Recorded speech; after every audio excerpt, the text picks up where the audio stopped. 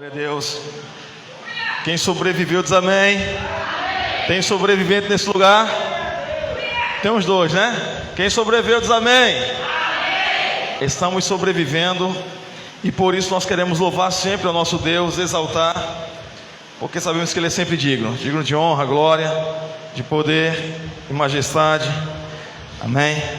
Quero saudar os irmãos com a graça e a paz do Senhor Jesus. Como vocês estão? Como passaram a última semana?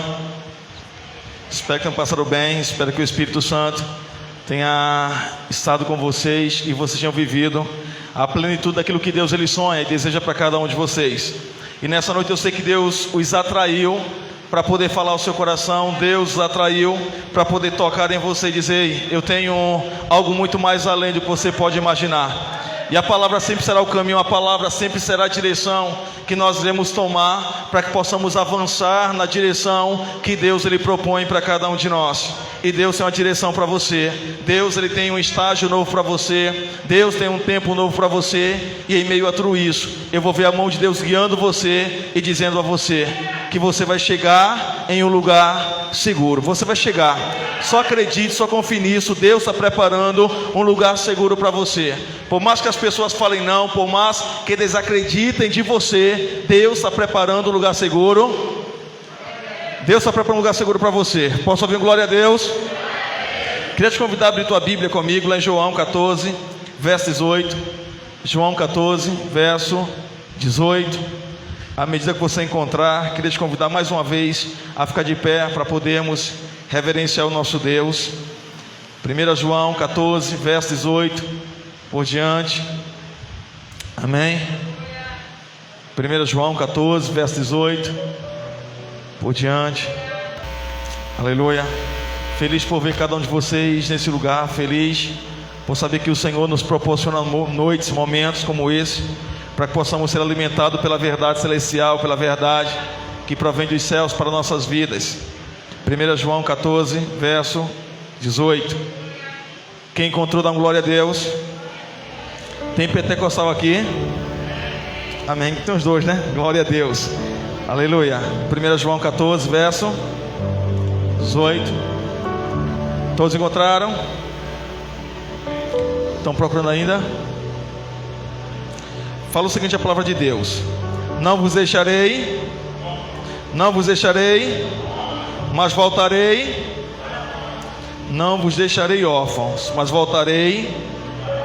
Feche teus olhos. Pai, estamos em teu altar, e esse é o lugar, Pai, onde a tua verdade ela flui, onde a tua verdade ela cresce, onde a tua verdade ela nos faz superabundar. Que nessa noite cada coração que entrou neste lugar, eles possam despertar para o primeiro amor, possam despertar para aquilo que tu és. Eles possam deixar aquele pensamento de abandono, aquele pensamento de solidão, aquele pensamento de uma não resposta, e possa voltar os olhos agora, Deus, voltar os olhos a perceber a tua paternidade, a perceber quem tu és para nossas vidas, pois nós somos seus filhos. O nosso nome foi mudado, a nossa identidade foi mudada, a nossa história foi mudada, e nós somos teus filhos, porque nós cremos em ti, cremos em tua palavra, nós cremos em tua revelação. Então nessa noite, Pai, se revele a cada um de nós. Essa é a minha oração em nome do Senhor Jesus. E quem crê diz: amém. Pode sentar-se.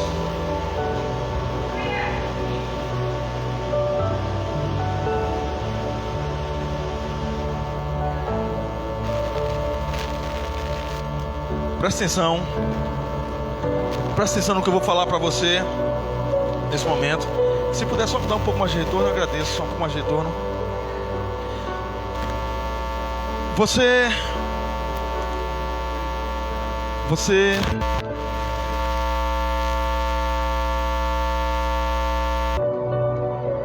Você não é órfão. Você tem um pai que sempre vai cuidar de você. Esse sermão, ele nasceu no meu coração durante essa quase semana que eu passei no hospital com meu filho. Deixa eu dizer para você que quando Jesus Cristo ele falou que Deus ele não dá pedra ao seu filho quando pede pão, porque nenhum homem carnal, um homem humano faria isso, muito menos ele. Quando Deus ele fala que ele não esquece do seu filho, mesmo que a mãe que amamenta possa esquecer, ele não vai esquecer. Ele quer nos despertar para um sentimento de cuidado de pai, para um sentimento de uma não solidão, para um sentimento de um não abandono. É para o sentimento de um Deus que sempre estará presente na vida de cada um de nós. E talvez a história que você está mastigando ultimamente é aquela história: Deus parece que esqueceu de mim, Deus parece que não está vendo minha dor, Deus parece que não está vendo o meu sofrimento, Deus parece que não está vendo a situação que eu estou passando. E tantas vezes Deus está escutando você falar isso, tantas vezes Deus está ouvindo você repetir essa frase. E cada vez que eu repito, é como se um filho ingrato pudesse sempre falar: o meu pai, ele não lembra de mim, o meu pai não gosta de mim, o meu pai, ele não faz nada por mim. Você que é pai, você que é mãe, sabe muito bem disso. Sabe, é muito ruim quando nós temos um filho e ele não reconhece o esforço que nós praticamos a cada dia para fazer ele quem ele é. E a cada momento Deus tem nos dado o privilégio da vida, um privilégio com muitos cuidados para cada um de nós, para que nós pudéssemos reconhecer a paternidade que nós temos, que não somos órfãos, mas mesmo Deus fazendo tudo por cada um de nós. Quantos filhos ingratos tem sobre a terra, que nesse exato momento, que durante a semana reclamou porque está se achando só, reclamou porque Deus não deu aquilo que ele queria receber, fez bico porque a vida não soprou como queria que só fosse soprada. Estamos se comportando como criança diante de um pai, quando ele fala não para nós, e nós achamos que diante de nossas reclamações, achamos que diante de nossas birras, Deus, ele vai comover o coração dele e ele vai dar aquilo que nós queremos. Deus, ele jamais vai dar a você aquilo que possa o destruir. Deus jamais vai dar a você aquilo que possa te corromper. Deus jamais vai dar a você aquilo que te faz chorar. Por que eu estou falando isso? Porque a palavra de Deus, ela é bem verdade para o meu coração. Em qualquer tempo da minha vida, eu viajei para uma reunião pastoral na segunda-feira, e quando eu chego na terça-feira, na parte da tarde, eu encontro meu filho com dores em cima de uma cama, meu coração ele aperta. E a primeira coisa que eu faço é almoçar. Eu queria muito descansar, mas eu vou almoçar para correr com meu filho e levar no hospital. E a partir do momento que eu entro naquele hospital, é como se eu entrasse em um lugar desconhecido, porque a primeira coisa que o meu filho faz é pegar na minha mão. E ele segurou na minha mão todo o tempo, porque ele achava que se eu estivesse com ele, nada de mal poderia acontecer. Não sabia ele que a segurança que ele tinha em mim era do tamanho do medo que eu estava sentindo da situação que estava acontecendo. Cada médico que passava falava: olha, ele vai ter que submeter-se a uma cirurgia, ele vai ter que submeter-se. O meu filho, pelo que eu conheço, ele não é tão corajoso não. Sabe, eu falava, quando esse moleque ele começar a ver a situação se apertar, porque vai ser disso agora, para uma situação de más injeções, de mais soro e de mais anestesia, o meu filho ele vai, eu não sei o que vai acontecer. E o meu coração começou a apertar. Mas cada vez que ele segurava a minha mão, ele falava: pai, tu não vai me deixar só não, né? Eu falava: não, a gente é brother, é chegado, eu nunca vou deixar o meu parceiro. E ele confiava em minhas palavras, porque para ele o pai estava acima da medicina, o pai estava acima do diagnóstico médico, o pai estava acima de qualquer coisa. E quando ele sentia dor, ele falava: pai, segura a minha mão. E eu segurava a minha mão com aquele sentimento: eu não posso fazer nada por você. E eu pedia a Deus, eu falava: Jesus, vem cá, faz alguma coisa pelo meu filho, vem cá, vem me ajudar. Enquanto mais medicamento tomava, a dor não passava. Enquanto mais medicamento tomava, certo, parecia que era a garapa que estava dando a ele. E o meu filho mantinha sua confiança em mim, dizendo: pai, fica comigo, não me deixa só. E eu lá estava com ele, peguei ele do hospital aqui em Itabaiana, levei para João Pessoa. E quando eu chego lá, quase meia-noite, meu filho cansado, com sono e com dores. Mas conseguimos a consulta médica, e no mesmo instante que o cirurgião viu, falou: vai ter que submeter-se à cirurgia, interna ele que nós iremos fazer a cirurgia dele. E naquele momento ele começa a fazer pergunta a todo mundo. Ele quer saber de onde nasceu a navalha, por que a navalha corta tanto e por que precisava de uma navalha, certo? E ninguém tem paciência de explicar coisa que não tem explicação. E o meu filho começa a perguntar, e a situação ela começa a perdurar durante toda a noite, uma noite inteira segurando na minha mão. Cada vez que doía a barriga dele, ele apertava a minha mão: pai, e eu estou aqui, eu não vou deixar você só, não vou deixar só. Mas chegou outro dia, 3 horas da tarde, o médico chama, chega o maqueiro para levar para a sala de cirurgia. Ele começa a dizer: pai, vem comigo. Mas como a porta era apertada, não dá para passar os dois. Então passa ele e o maqueiro, eu passo depois. Ele começa a dizer: pai, cadê o senhor, pai? E calma, o seu pai está aqui, calma, o seu pai está aqui. Quando chega na porta do bloco cirúrgico, Agora o meu filho fala: pai, tu não vai me deixar não. Eu falei: não, eu não vou lhe deixar. Aí ele já começa com a chantagem emocional, dizendo: pai, eu sei que eu não vou sair dessa, eu sei que eu não vou voltar, eu vou morrer. Naquele momento o coração despedaça, e eu falei para ele: filho, você vai sair dessa, porque quem vai ser o meu sucessor na igreja? Ele falou logo: tio Edson. Eu falei: não, eu estou levando uma coisa para você, é você que eu estou treinando para levar a igreja em frente. Ele falou: pai, mas eu não vou sair dessa, eu sei que eu não vou sair. Dá vontade de chorar, a garganta embarca. Eu falei: você vai, que tem muita ovelha para você cuidar ainda, vai ter que se preparar para cuidar de ovelhas. Quando ele chega na porta mais próximo, na última porta que eu poderia atravessar com ele, ele chegou à minha mãe e falou: pai, não me deixa só. Eu falei: eu não vou deixar você só, mesmo sabendo que eu iria deixá-lo só. Ele começa a conversar com o cirurgião, começa a falar sobre futebol. Foi Deus agindo no momento. Começou a falar sobre futebol. Foi o que tapeou ele para ele entrar e não sentir mais falta do pai dele. Ele entrou. Não sei se ele me procurou mais lá dentro. Quando ele sai, o primeiro sentimento que eu tenho agora é de um cara inútil. O meu filho entrou, está nas mãos de um médico. Eu não posso fazer mais nada por ele. Eu só posso esperar a notícia que vai vir lá de dentro daqui a alguns minutos, porque todo mundo falava que era rápido. Me tranquei dentro de um banheiro, comecei a conversar com as pessoas e comecei a falar para mim: homem não chora, homem não chora. Mas como eu não podia ficar dentro do banheiro muito tempo, porque as pessoas queriam entrar, de vez em quando alguém batia, eu saía, sabe, não estou chorando não, está tudo tranquilo, eu estou confiando. Mas mesmo o coração confiando, o medo dele tomava conta do meu ser humano. Passou-se 1 hora, passou-se 2 horas, passou-se 3 horas, o meu filho não saía lá de dentro. E quando passa as 3 horas e meia, o médico vem e diz: você é o pai do Vitor? Eu falei: sou o pai do Vitor. Ele falou: está tudo bem com o Vitor, só demorou um pouco, porque a cirurgia dele foi um pouco complicada. Já tinha se rompido a apêndice dele, e nós precisávamos mostrar os puses, o pus que estava ao redor. A gente precisou tirar, então a cirurgia foi demorada, porque tivemos que suspender, acho que o estômago, para poder limpar, poder lavar. Então demorou um pouco mais, mas o Vitor está bem, e o Vitor está lá conversando. Ele não foi derrubado pela anestesia. Eu falei: tá certo. Daqui a pouco o Vitor vem, tentando conversar, mas não podia falar. A médica chega para mim e fala: pai, olha, você pede para o Vitor não conversar, não falar, porque senão ele vai se encher de gases e não vai ser tão bom para ele, porque ele passou a cirurgia inteira conversando e não parou a boca até agora. Tenta não fazer com que ele converse tanto mais. Naquele momento eu pego meu filho, levo agora para a sala pós-cirúrgica. E naquele momento que ele segura a minha mão, ele faz uma cara feia e ele não fala mais comigo, ele não olha mais para mim. Eu tento cheirar ele, ele tira o rosto, como se ele estivesse falando para mim: você falou que não ia me abandonar e você me abandonou. Naquele momento eu sinto que quando ele entrou, depois do papo do futebol, ele sentiu a ausência do pai, ele sentiu a falta do pai. Mas não sabia ele que o pai estava lá fora falando com um Deus que tudo podia, simplesmente para cuidar do seu filho. Não sabia ele que o seu pai estava lá fora buscando quem poderia o ajudar naquele momento, o médico dos médicos, para que pudesse entrar naquela sala. Mas mesmo assim ele não queria papo, porque eu havia falado para ele: quando a cirurgia acabar eu vou estar do seu lado, eu não vou deixar você só, porque a minha percepção era uma, mas como acontece lá dentro era de outra forma. E quando ele acordou, quando ele despertou, que ele não me viu do lado dele, ele perguntou: meu pai, e mentiu, ele alegou, talvez consigo próprio: o meu pai não falou a verdade. E ele passou aquela noite inteira bicudo para mim, sem querer falar comigo. Mas no outro dia eu consigo arrancar o coração dele, e eu consigo dizer para ele: você não está só, o seu parceiro está aqui com você. Da mesma forma, Deus, Ele tem olhado para cada um de nós constantemente. Ele tem olhado para nossas vidas, e tudo que Ele quer nos fazer é entender que o que Ele proporciona para cada um de nós é o melhor. Deus, Ele nunca quer o pior para mim, Ele nunca quer o pior para você.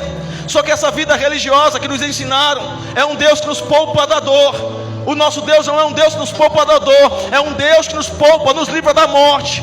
Essa foi a promessa de Deus. Você dá tudo para Jó, é por isso que Jó, ele não te nega. Então pode tirar tudo de Jó, arranca tudo, só não tire a vida dele.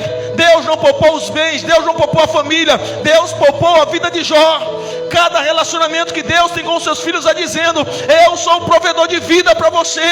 Mas você vai ter que treinar o seu psicológico, vai ter que treinar a sua fé, para entender que as aflições elas virão. Eu vou estar do teu lado, mas eu não posso privar você de viver nenhuma delas.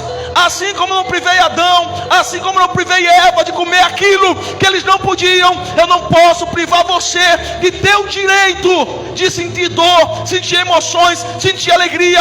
Deus, Ele não vai poupar a nenhum de nós de situações como essas. mas chega de reclamar por passar situações difíceis.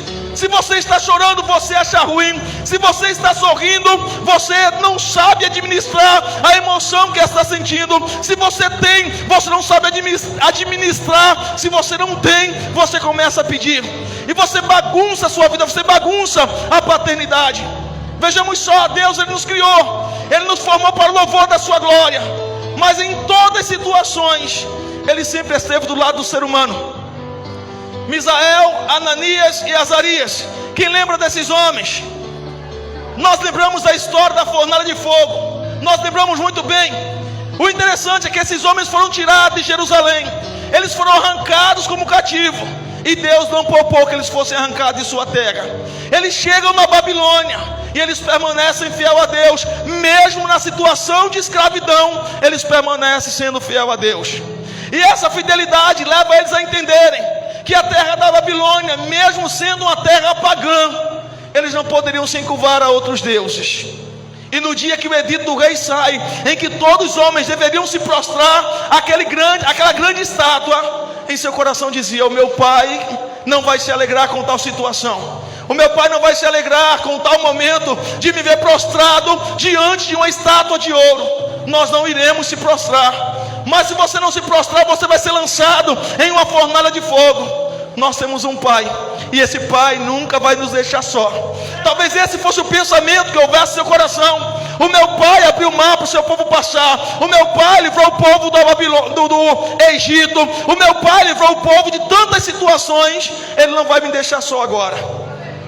A fornalha de fogo agora é um decreto. Eles seriam lançados dentro de uma fornalha de fogo. E o rei da Babilônia fala: quem poderá os livrar? Não é dessa forma que a vida tem dito para nós. Quero ver agora a igreja livrar você. Quero ver agora o pastor livrar você. Quero ver agora a igreja te livrar dessa situação. Satanás sempre tenta forjar uma história mentirosa para tentar calar a nossa fé. É quando os céus olham para nós e Ele começa a nos favorecer, acreditando em um futuro melhor, acreditando em situações do pós a fornalha, não durante a fornalha, porque a caminhada para a fornalha talvez não foi a mais fácil, mas eles iam caminhando. Eu tenho um pai, eu não vou estar só. A paternidade, ela se bateu no coração dos israelitas. Eles tinham um Deus, era o Deus verdadeiro que nunca iria os abandonar. Será que a certeza também não precisa hoje bater em nossos corações? Não é a força que tem a minha igreja, não é a força que tem a minha religião, não é a força que tem a minha nação, é a força que possui a minha fé. Qual o tamanho da minha fé? Qual o tamanho dela? Qual o tamanho da fé que eu tenho em Deus? Mesmo vendo meu filho entrar em um bloco cirúrgico e eu não poder fazer nada por ele, eu sabia que o exército celestial já estava lá dentro, cuidando muito bem da vida dele. Mesmo eu sendo lançado dentro de uma fornalha de fogo, sabendo que a minha chance de sobrevivência, ela será mínima, eu sei que será um Deus, eu sei que lá terá um Deus que me garante vida antes, durante e depois. Eles são lançados na fornalha, e quando eles são lançados na fornalha sem reclamar, quando eles chegam lá dentro, Papai do céu já estava esperando, Deus celeste já estava esperando. E aquele encontro foi o encontro que marcou a sua história, que também marcou a nossa história. Os homens olham e falam: nós não lançamos dentro da fornalha, não foram 3, eu estou vendo caminhando 4. Os 3 filhos, eles não eram abandonados, eles não eram órfãos, eles tinham um pai. Podem até armar situações para você, podem até tentar maquinar um final para você, mas é você que escreve o teu futuro. É você que segura na mão do seu pai, você decide para onde você vai com ele. Eu prefiro estar dentro de uma fornalha andando com o meu pai, do que prostrado diante de uma estátua, perdendo a paternidade que eu tenho. Aqueles homens agora andaram com o seu pai, e quando eles saíram de dentro da fornalha, era como se eles dissessem: o meu pai me protegeu da fornalha, como você, ó rei, não acreditou. Ele nos protegeu da fornalha. Procurou-se o cheiro da fumaça. Naqueles homens nem o cheiro da fumaça havia.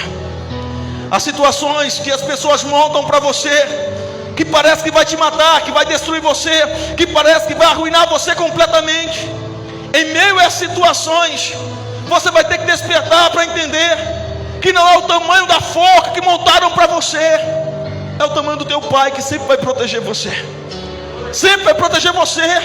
É o tamanho do teu pai que sempre vai sentir a tua dor, mesmo não podendo poupar. Ele sempre vai sentir a tua dor. Ele sempre vai sentir. Ele sempre vai entrar em situações como você, e ele vai dizer: só confia em mim.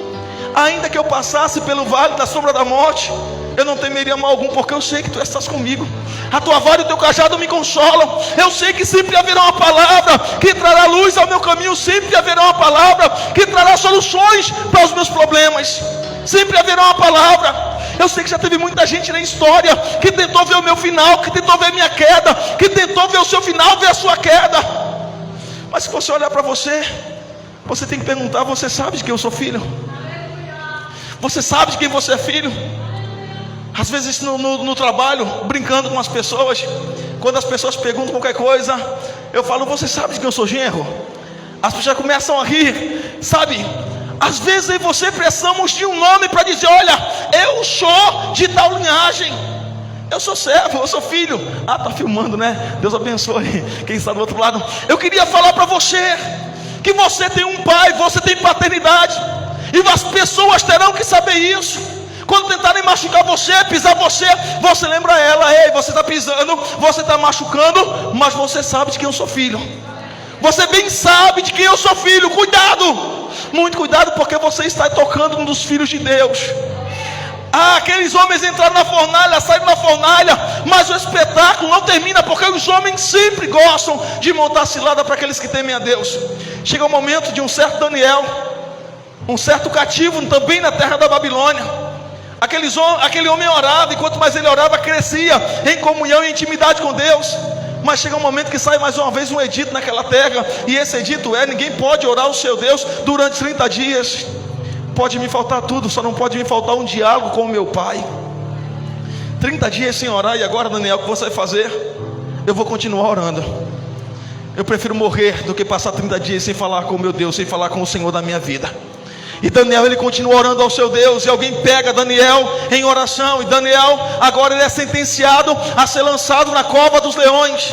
A história está lá no livro de Daniel, o próprio que escreveu. E quando ele recebe esse decreto, o rei fica contristado, porque estava lançando o seu amigo dentro da cova dos leões, mas palavra de rei teria que se cumprir. Daniel seria lançado na cova dos leões. Aí eu pergunto para você: Daniel orava 3 vezes por dia, mesmo diante de um decreto, Daniel não deixou de orar. Aonde estava Deus quando falaram para Daniel: Daniel, você vai ser lançado na cova dos leões? Aonde estava Deus para livrar a dor de Daniel, para livrar a aflição de Daniel? Porque imaginando eu não penso em Daniel entrando na cova cantando, saltando, pulando. Ele entra com medo da situação. Eram leões famintos que estavam lá dentro, e o que é que ele iria fazer lá dentro? Aonde estava Deus que não livrou o seu filho da boca do leão? Aliás, não livrou o seu filho da cova dos leões? Aonde estava Deus nesse momento? Às vezes você não quer passar pela situação, e para Deus provar quem Ele é em sua vida, vai ser necessário você passar pela situação. Sadraque, Mesaque e Abednego nunca saberia o tamanho da paternidade de Deus se não tivesse passado pela fornalha. Daniel precisava passar pela fornalha para que os babilônicos soubessem que o Deus de Israel era um Deus verdadeiro. A fornalha, Deus não vai te poupar. Da cova dos leões, Deus também não vai te poupar, mas Ele vai te livrar da força do fogo, como também vai te livrar da fúria dos leões. Isso Ele vai fazer. Os leões estão prontos para te devorar, mas quando você entrar, eles vão ter que reconhecer quem você é. Eles vão ter que reconhecer quem você é, entrando na cova dos leões, e os leões dizendo: ei, entrou um servo de Deus, nós não podemos tocar. Os nossos adversários vão ter que olhar para nós e vão ter que compreender a grandeza que há no nosso Deus. Eles vão precisar compreender isso. E quando eu olho para Daniel agora sendo lançado na cova dos leões, quando a cova é fechada agora, lá está ele e os leões. Mas o seu pai também estava lá. O seu pai estava dizendo: Daniel, estou eu aqui, você não está só nessa situação. Quantas situações a vida está te propondo, e Deus está dizendo para você: eu estou aqui com você, eu não vou deixar você só. Mas pastor, Deus, Ele parece não estar vendo. Ele está vendo, e Ele está te livrando, você sabe muito bem disso. Deus está vendo, Ele está dando forças, você sabe muito bem disso. Deus está vendo você e está dando estratégias a você, e você bem sabe disso. Mas nós preferimos acreditar naquelas palavras que pregaram para nós. Filho de Deus sempre vai vencer. E nós colocamos que sempre vencer é nunca perder. Mas nós não assimilamos o que vem antes. Para vencer é necessário entrar na batalha, é necessário lutar, é necessário pelejar. Ninguém vence sem entrar no campo de batalha. Qual o tamanho da força que você tem para vencer os teus adversários? Daniel entrou na cova dos leões, e no outro dia logo cedo, lá estava o rei, e lá estava Daniel, porque o Deus de Daniel havia livrado Daniel. Assim como o rei havia falado: eu sei que o teu Deus, ele há de livrar você. Deus está livrando você de situações dessa vida. Como também José, quando ele é lançado na prisão, como aquele que tinha assediado a mulher do seu senhor. Mas lá está ele dizendo: eu sei que o sol e a lua e 11 estrelas um dia se prostrarão diante de mim. Deixa eu dizer para você, não é o tamanho da aflição que você está passando, não é o tamanho das guerras que você está passando, é o tamanho de quem Deus ele é na tua vida. É o tamanho de quem Deus ele é na tua história. É o tamanho de quem Deus ele é naquilo que está provendo para você. Chega de olhar para Deus e achar que Deus vai se limitar às ações humanas. Deus não vai se limitar a isso. Ele estava dizendo para José: José, você pode até estar na prisão, mas é um processo que eu estou dando para você chegar até o trono. Você vai ser governador do Egito, assim como eu te prometi lá atrás. Satanás está dizendo para você que não adianta você vir para a igreja porque a tua vida não muda. Não adianta você orar porque a tua história não muda. Não adianta você estar junto com essa congregação porque a história não muda. E está o céu dizendo para você: continua. Continua porque eu sei, porque eu te enviei para esse lugar. Continua porque eu sei, porque eu te coloquei nessa congregação. Continua porque eu sei, porque eu te enviei para mudar essa história. Eu sei porque enviei você a esse lugar. Deus ele bem sabe de tudo isso. E chega um momento que você precisamos fechar os olhos e falar: eu confio em ti. José estava andando de olhos fechados, Daniel estava andando de olhos fechados, Sadraque, Mesaque e Abednego estavam andando de olhos fechados, porque lá estava um Deus que disse: eu sou o seu pai, eu não vou esquecer de você, eu não vou abandonar você. E o interessante é que nós não podemos abrir mão dos direitos de filhos, não podemos abrir mão. A incredulidade muitas vezes vai falar para você que você não vai conseguir, que você não vai vencer, que a vida lá fora é muito melhor. Aqueles homens que entraram na fornalha, eles eram simplesmente 3 no meio de uma multidão. Nós sempre gostamos daquele ditado que diz: quando eu não posso com o meu inimigo. Deixa eu tomar um copo com água.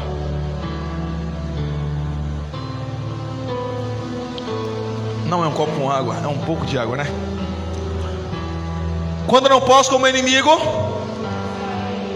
Deixa eu ouvir direito para ver se eu estou entendendo. Quando eu não posso com o meu inimigo, eu morro, mas não me torno igual a ele. Essa sempre será a vontade de Deus para nós. Eu posso até morrer, mas eu nunca serei semelhante aos meus inimigos, porque eles sempre serão os meus inimigos. Aqueles 3 homens olhou para a multidão, e a multidão olhava para eles. Eles não iriam se prostrar. Talvez você está se liando à multidão porque eles são muitos. São muitos que estão dizendo para você: não vale a pena, não continua, não vai em frente. E você está preferindo ouvir a voz da multidão do que ouvir a voz do seu pai. Eu sempre falo para os meus filhos: sempre olhe para mim e faça o que eu faço. Sempre faça o que eu faço. Os seus amigos podem ter opinião, podem ter pensamentos, mas eles não vão estar do seu lado quando você mais precisar. Faça o que eu faço, e eu sempre vou estar do seu lado quando você mais precisar. Vai ser difícil eles replicar aquilo que eu sou, mas eles precisam ter um caráter parecido com o do seu pai.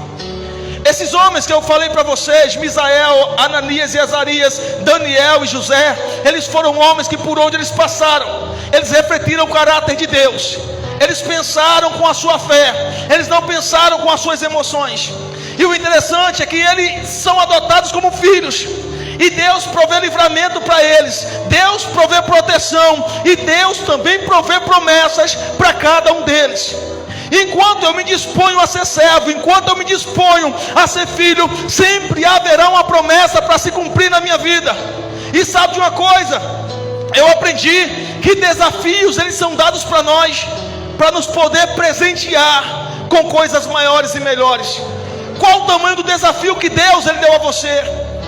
Qual o tamanho da aprovação que Deus tem dado a você? Qual o tamanho da tua força para superar? Será que é a fornalha? Vença ela. Será que é a cova dos leões? Vença ela. Será que é a prisão? Vença ela. Tem alguns direitos que foi delegado para você, tem alguns direitos que você vai receber, mas você precisa permanecer de pé, você precisa permanecer vivo. É você olhar para a fornalha e falar: eu sei que o meu Pai tem poder para acalmar essa chama. É você olhar para os leões e você falar: eu sei que os leões foi o meu Deus que criou, não vai deixar me devorar. É você olhar para a prisão e falar: eu não vou morrer nessa prisão, porque tem algo melhor esperando por mim lá fora. Mas estamos correndo atrás das facilidades. A facilidade é uma multidão que se prostrou diante da estátua. Aí eu pergunto para você: me diz o nome de 3 pessoas que se prostraram diante daquela estátua. Fala para mim o nome de 3, só 3. Estava na multidão, eles eram a maioria. Fala o nome de 3 para mim. Eles eram tantos. Uma coisa eu falo para você: a maioria nem sempre vai estar escrita no livro dos heróis, porque 3 homens entraram na fornalha e a sua história ficou marcada, e a multidão, eu não sei nem quem é, eu não sei nada sobre eles, mas esses 3 homens provaram a sua fé e eles foram colocados no livro dos heróis. Eu estou aqui, a minha história, ela não será esquecida. Deus, Ele não quer fazer a tua história ser uma história esquecida, Ele quer prover uma história melhor para você. Mas você está correndo atrás da multidão, você está correndo atrás das facilidades. As facilidades vão te levar a um lugar de covardia, a um lugar de fracasso, e esse não é o lugar que Deus propôs para você. Não é o lugar. Sabe, você que é pai, a sua vontade é que seu filho eu quero que meu filho seja corajoso, bravo. Quando o meu chega em casa, ele fala: pai, eu bati em 3, derrubei 4 e vou pegar mais 5 amanhã. Eu olho para ele e falo: sem mentira agora. Ele fala: não, mas eu ia bater, é porque eu sou crente. As histórias são de homens corajosos, de homens de força. E o pai se orgulha: não, meu filho é corajoso. Meu filho, quando ele olha para os amigos, ele já corre, porque ele sabe, nós queremos histórias assim. E você, qual o tipo de história que você está escrevendo? Está fugindo da fornalha? Está fugindo da cova dos leões? Está fugindo da opinião alheia, do que as pessoas pensam sobre você? O que as pessoas pensam sobre mim é um detalhe. Elas não sabem o tamanho da minha luta, das minhas guerras, e também não saberão o sabor das minhas conquistas. Cada passo que eu dou, cada caminhada que eu dou, eu estou caminhando para um sentido aonde Deus vai me proporcionar um tempo nunca vivido. Mas para falar de mim, tem muita gente. Para falar de você, tem muita gente. Aí eu sempre pergunto: falam de mim, mas não pagam minhas contas. Falam de mim, mas não pagam meu salário. O meu Pai Celestial não. Meu Pai Celestial tem provido tudo para mim. Sabe, sempre quando Ele abre a sua boca para falar comigo, é para me dar uma solução acerca de qualquer problema vivido. Chega de viver à beira do caminho. Chega de viver a paz da opinião de reis, que não tem provisão para a minha vida, que não tem livramento para a minha vida. Não, porque essa pessoa, ela ilustre é o meu Pai Celestial, que é Criador do céu e da terra. Não, porque é o Senhor, é a Senhor, e Senhor é Jesus Cristo, que governa tudo e todos. Chega de se prostrar diante de opiniões humanas, chega de prostrar-se. Uma pandemia entra na nação, entra na terra, mata, eu acho que 18 milhões ou 18 bilhões, não sei por exato dizer a você, mas matou tantos. Cadê as grandes autoridades? Cadê a medicina? Cadê a ciência? Eu pergunto para você, aonde eles estão? Eu prefiro me encurvar diante do meu Deus, que Ele pode ressuscitar mortos e Ele pode levar à eternidade. Isso sim é Senhor, isso sim é paternidade, isso sim é um Deus que tem criado bem de mim. Ele tem cuidado muito bem de mim, quer cuidar muito bem de você. E Ele tem me dado direitos que ninguém pode roubar, direitos que ninguém pode tirar. Não é o tamanho que a minha igreja tem, não é a força que o meu povo tem, é o que nós estamos galgando para dias futuros. Nós não somos órfãos. Nós não somos órfãos. Eu tenho uma identidade que me diz que eu sou filho de Deus. Eu sou filho de Deus. E quando eu adoto essa paternidade, o meu nome ele começa a ser mudado, porque Ananias, Misael e Azarias era um nome que Deus tinha dado a seus filhos. A Babilônia diz: não, é Mesaque, Sadraque e Abednego, eles são escravos. Mas os céus diziam: não, é Misael, Ananias e Azarias, eles são príncipes e eles irão governar sobre essa terra. Quando eu olho para Daniel, a Babilônia dizia: é Beltesazar, mas os céus diziam: não, é Daniel, ele não é um cativo, ele será governador sobre essa terra. Quando eu olho para José, é José o prisioneiro? Não, os céus diziam: é o sonhador, e ele vai governar sobre a terra do Egito. Quando eu lembro quem Deus ele é para mim, ele sempre vai trazer uma grande herança para a minha vida. Qual a herança que você está trazendo para você? Está correndo atrás de conforto? Está correndo atrás de uma direção humana? Está correndo atrás de um pensamento humano? Pega a Bíblia e vai lá para o que Jesus falou: eu não vos deixarei órfãos, eu estarei convosco, eu estarei com cada um de vocês. É isso que a Bíblia me garante: eu estou com cada um de vocês. Vocês têm pai, vocês não são sem donos, vocês têm um pai que cuida muito bem de vocês. Então eu vou pegar agora esse meu momento de tristeza, eu vou pegar agora esse meu momento de dor, e eu vou dizer para ele: não, eu tenho um pai. Eu não preciso estar comendo bolotas, eu não preciso estar comendo restos, eu não preciso estar mais debaixo de uma mesa, eu não preciso de nada disso. Eu tenho um pai que tem cuidado de mim, e ele tem pão para me dar, e ele tem pão sobre uma mesa, e eu vou comer desse pão. Satanás a cada momento tem tentado colocar em nossa mente que nós somos órfãos, que nós estamos só. Mas eu quero dizer para você que o céu não pensa isso sobre você. O céu ele não pensa isso sobre a sua vida. Você não é órfão. Em qualquer situação da sua vida tem uma carta do seu pai para você. Tem uma carta do seu pai para você, dizendo para você: ei, eu não falei para você que eu estou com você, que eu vou te consolar, que eu vou te ajudar, que eu vou te orientar, que eu vou planejar coisas grandiosas para você. Sempre houve um Deus dizendo para você: eu estou provendo o melhor para você. Amanhã você começa a sua semana, porque o domingo é descanso. Você começa a sua semana, amanhã trabalho, tantas coisas a fazer. As situações virão, as provações elas virão. Como você vai lidar diante delas? Vai chorar? Vai fazer bico? Porque Deus não vai te poupar de algumas situações? Chega um momento de você levantar a cabeça e falar: eu sou um homem, cresci, eu tenho que tomar rumos na minha vida, e eu tenho meu pai, eu preciso ser exemplo como ele é para mim. É olhar para o exército inimigo e você poder dizer: não, eu vou vencer cada um deles, e quando eu não puder vencer, eu vou orar ao meu pai, e meu pai vai me ajudar. É você olhar mesmo em face à morte e você dizer: eu sei que ele vai me proteger, eu sei que ele vai me guardar. É você olhar para todas as privações que a vida pode trazer para você e você dizer: minha fé não pode vacilar, minha fé não pode voltar atrás. Você tem um pai, 400 anos escravo, mas o pai disse: eu vou abrir o mar para vocês, eu vou dar para vocês aquilo que vocês precisam. O pai proveu o alimento, o pai proveu o pão, o pai proveu tudo, mas os filhos precisavam estar dispostos a seguir o pai. Qual o tamanho da tua disposição? Estamos caminhando para uma igreja e nós achamos que vir para o culto quarta e quinta, quarta e domingo, isso já é o suficiente. Isso não é paternidade. O filho precisa estar na casa do pai. Ah, mas a minha casa eu posso orar, eu posso cantar. Eu queria falar para você que isso não se compara. A glória que Deus tem para você quando sentamos à mesa em família, isso não se compara. Nós precisamos hoje ter um sentimento de filhos e correr para o nosso pai, porque ele sempre vai cuidar de cada um de nós. Nessa noite, quantas pessoas entrou nesse lugar, quantas pessoas entraram por essas portas, se sentindo abandonado, se sentindo só, frustrado, nada na vida dá certo, nada na vida caminha como você projetou que caminhasse. Talvez chegou o momento de você tomar uma decisão na sua vida, uma decisão de servir a Deus, uma decisão de servir ao seu Senhor. A multidão aí fora, elas têm uma forma de fazer a sua vida acontecer, de fazer a sua vida valer, mas nós aqui dentro encontramos a verdadeira fé, encontramos a Jesus. Nós encontramos a fé que ela é imutável, que ela não pode mudar. E esse pai, ele é o pai que está conosco em todos os momentos da minha vida. Porque a semana que eu passei naquele quarto de hospital, eu não vi ninguém colocando uma música, como é? Sobe, desce, vai. Ninguém colocava.